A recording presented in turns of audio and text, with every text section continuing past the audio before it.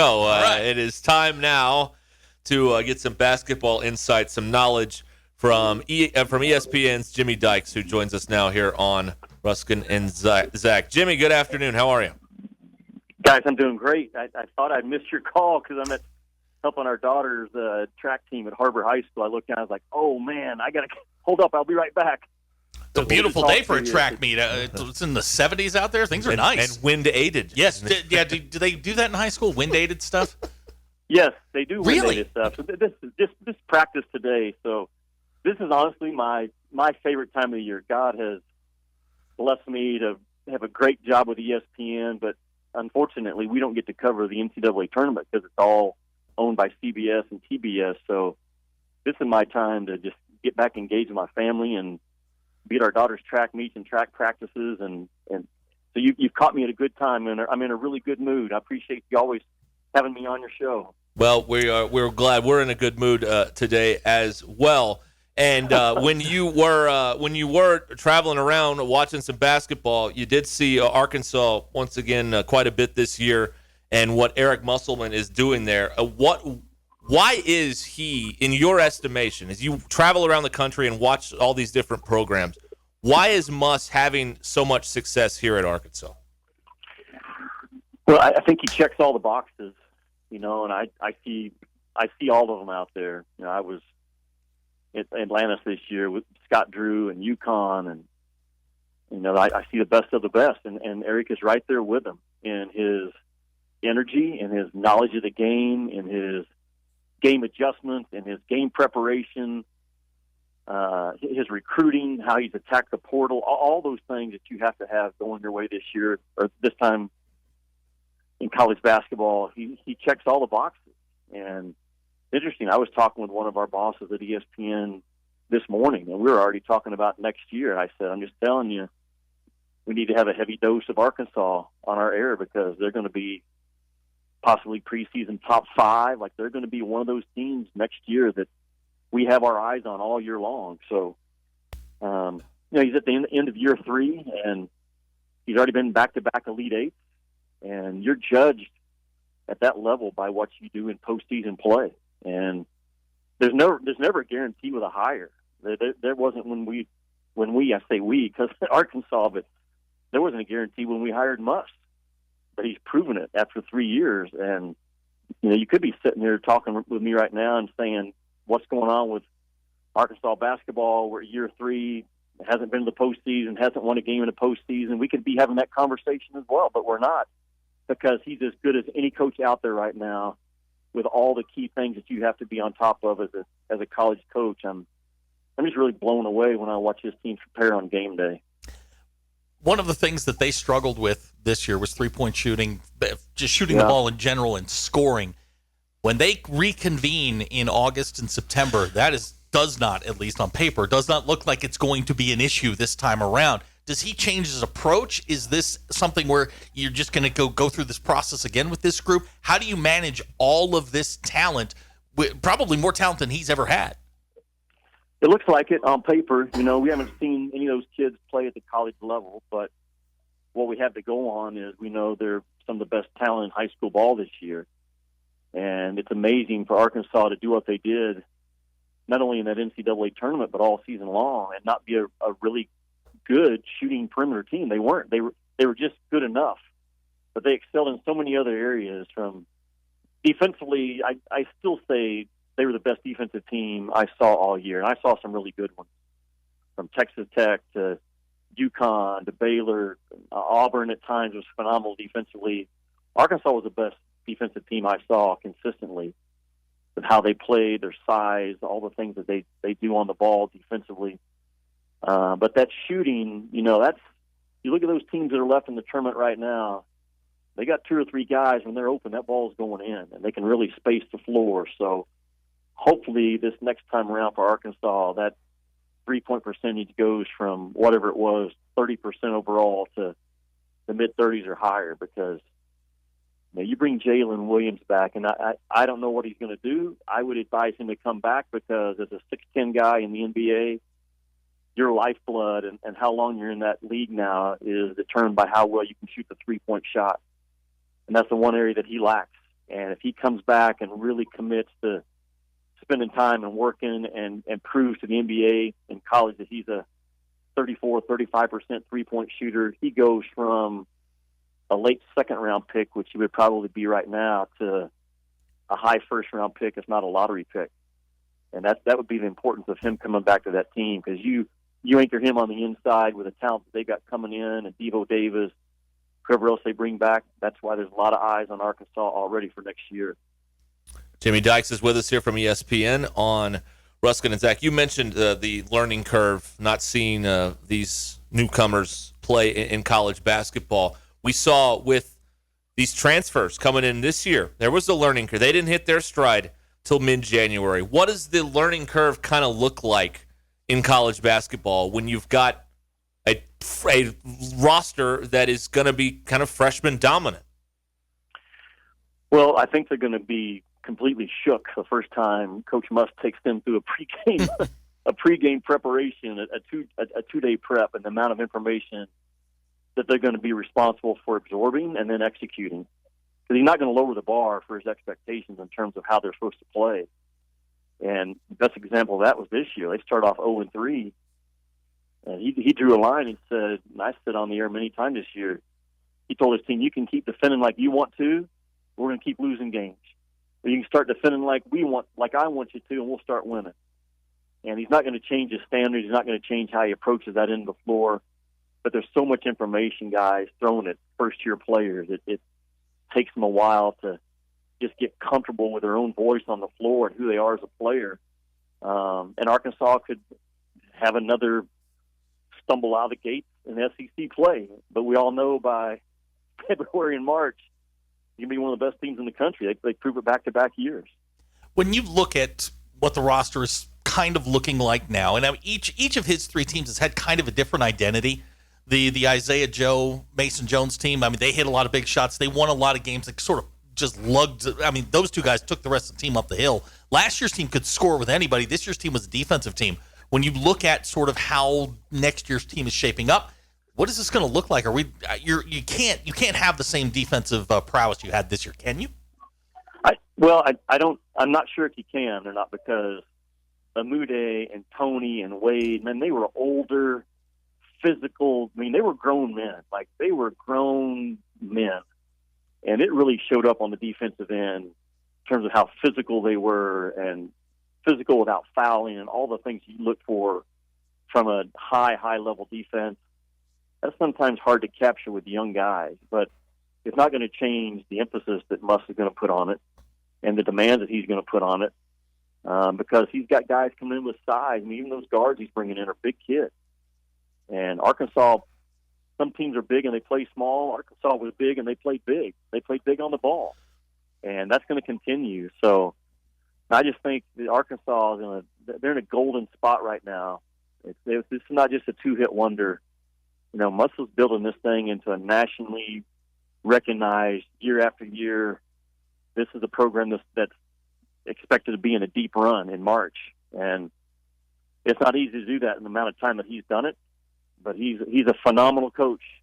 He's phenomenal engaging with his fans. He's phenomenal engaging with his guys. I can imagine what he's like as a recruiter. And that transfer portal starts filling up right now. They'll knock it out of the park again. It might not be 3 or 4 guys, but it might be the right right 1 or 2 that he needs to really have what could be a special season next year.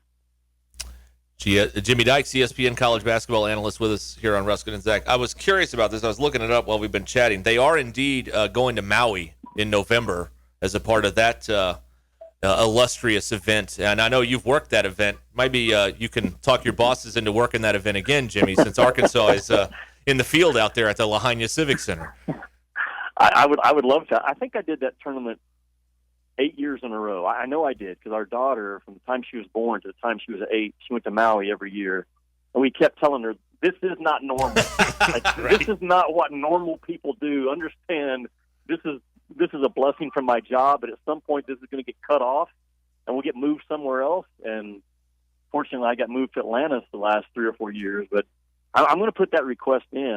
I'd forgotten about that. I remember when the bracket came out for next year's Maui, I was like, oh, man, I'd love to go back to Maui again. So I'll put the request in, probably get shot down. I'll be somewhere else. It doesn't hurt to ask, It doesn't hurt to ask at all, because that's a phenomenal place. But so is Atlantis, and the travel's so much easier to Atlantis and back in Maui. But either way, I'm good. Arkansas they had a special year. It's unfortunate. I was on the radio the other day with, I forget who it was, but I said it's unfortunate that the Gonzaga win occurred on a Thursday night, and then they lost on Saturday. And we didn't really have time as a fan base to really talk and celebrate that win, because I said during the month of February a lot that Arkansas was Final Four good. And I thought Kentucky, Tennessee, and Auburn were too, but I had Arkansas in that same mix, and they were awfully close. That Elite Eight is nothing to take for granted. It's really, really hard to get there. So we've got kind of a big game this weekend. North Carolina, Duke, and then preceding that is the Kansas-Villanova game. I mean, you study this stuff. You've seen these teams up close. What do you see happening this weekend? The North Carolina-Duke game's bigger than just a Final Four game. I mean, this is Mike Krzyzewski's swan song. That game is fascinating. Like, that's a movie being written before our eyes. And you just say, first of all, I was surprised, and I live in college basketball. I was surprised that Duke and Carolina have never met in the NCAA tournament. Yeah, how about that? That was shocking to me. It's like, you're kidding me. So for that to happen, and for it to happen in the Final Four, and Coach K's last year, like, you couldn't make that stuff up. So that game is going to be maybe as watched of a game as we've had in a long time. Just because of the dynamics that went into it, and North Carolina winning, in Durham, and Coach K's last game there in Cameron. But at the end of the day, you got to have your team ready to play. And I was listening to Coach K last night on his radio show talking about they got to get back absorbed in the game and get lost in the preparation and lost in how you're going to play this game, because all those noises and the distractions that can come with a Final Four appearance, they had just been blown up because it's now Duke and North Carolina. But I think Hubert Davis have his team ready to play as well. Hubert's a great friend of mine. I spent a lot of time with him at ESPN, and there's not a nicer, kinder guy in the business, but he's a fierce competitor. And that rivalry will just go to a whole nother level on Saturday. And then I personally wonder about the winner of that game. Will they have used so much emotion and so much energy and so much build up to win that game? Where will it be on Monday for the possible title game? I think that's a little bit in the equation, I would think. Oh, definitely. I think that's a great point there. As far as the SEC goes, what happened? Arkansas is the last team standing. Tennessee goes out. Kentucky loses to St. Peter's. LSU was in transition. Not sure, what was in the cards there. Auburn. What happened to the SEC in the tournament? Yeah, they didn't show up well, and it didn't help Alabama losing Quinterly the first 4 minutes, and LSU without their head coach. That was just a mess waiting to happen. They weren't going to win that game. But Kentucky, Auburn, and Tennessee to not make it out of the first weekend, that was a real letdown for the league overall. And for only one team out of your six to advance to the second weekend had a shade of disappointment to it, if you're a fan of the SEC like I am. But Arkansas was the last team standing, and they almost got to the Final Four, and that speaks really highly of the league again, that the team that finished fourth in the league was the team that was in that Elite Eight game. So it speaks to the depth of it. But and it's not. I'm not one that judges a coach primarily by what he's done in postseason play. I know Rick Barnes takes a lot of shots because he hasn't won at all, but getting that NCAA tournament is so hard to do. But at some point, you want to certainly get there and have a chance to get to the Final Four. But that SEC was a grind all year long. It doesn't take away from how good the league was. They had huge wins. That league had huge wins over Baylor, Arizona, Gonzaga, Kansas, Houston, National Player of the Year in Sheboygan, National Defensive Player of the Year in Walker Kessler, the possible first-round pick in Jabari Smith from Auburn. Like, it had a phenomenal regular season, but it kind of fell in that first weekend. The Big Ten's done it back-to-back years. It's something, just things that can happen, but SEC's in great shape in basketball. They've hired some really good young coaches coming in. I want to ask you about the new coaches coming in, because Ruskin has pointed out a couple times that they're it didn't. The last cycle, they went and they got a bunch of big names, paid a bunch of money. This time it seems like they're going the Eric Musselman route, which is to go get maybe up-and-comers, pay a little bit less, but guys that sort of follow that same sort of mold where the analytics are more important to the game. I think that's the trend. They definitely went younger, and I'm not so sure that those other ADs and presidents haven't seen what Nate Oates and Eric Musselman have done and how they think the game, how they see the game, how they recruit the game. And that's kind of what they hired. I did the San Francisco Gonzaga game. This is 2 years ago because last year, COVID, we didn't travel. So it was 2 years ago and got to be around Todd Golden at San Francisco. And he seriously looks like he's a senior in college. But his mind, his analytics, like Nate Oates is crazy in terms of how he views analytics and how deep he goes. And the new coach at Florida takes it to a whole nother level. So I think all those guys are kind of the new wave, the new view of the college game, which I love. The question I have for them is, are they going to be able to hold up in this league recruiting? Because you're in there now with Eric Musselman and Nate Oates, John Calipari, Bruce Pearl, Rick Barnes. I mean, you know what you're up against. Like, those are the best out there in the business. And it doesn't matter how good you are with the numbers and how much you study the game. If you don't have some dudes, you're in trouble. And those guys, they got to go out and get players if they're going to rise up in this league, because once again, the SEC is going to have maybe as many draft picks as any league out there. They've done it the last 3 or 4 years. Could very well do it again this year. Jimmy Dykes, ESPN college basketball analyst, with us here on Ruscin and Zach. Thank you, as always, Jimmy. Enjoy some downtime, all right? Yeah, guys, I really appreciate you having me on. I always enjoy talking to you. Thank you. All right, thank you so much. Jimmy Dykes with us here on Ruscin and Zach. Finally here, the top teams in college basketball have been determined, and the Final Four is set. Looking to wager on these games or the national championship? Head over to betonline.ag on your desktop or your mobile device and sign up today to receive your 50% welcome bonus on your first deposit. Just use our promo code BLEAV to get started. That's BLEAV. BetOnline remains your number one spot for all your updated odds and info, along with player props and new contests throughout the year. It's the best source for all your sporting wagering needs, including live betting and everyone's favorite Vegas casino and poker games. It's super easy to get started, so join today. Learn why everyone is saying BetOnline is the fastest and easiest way to wager on sports. BetOnline, where the game starts.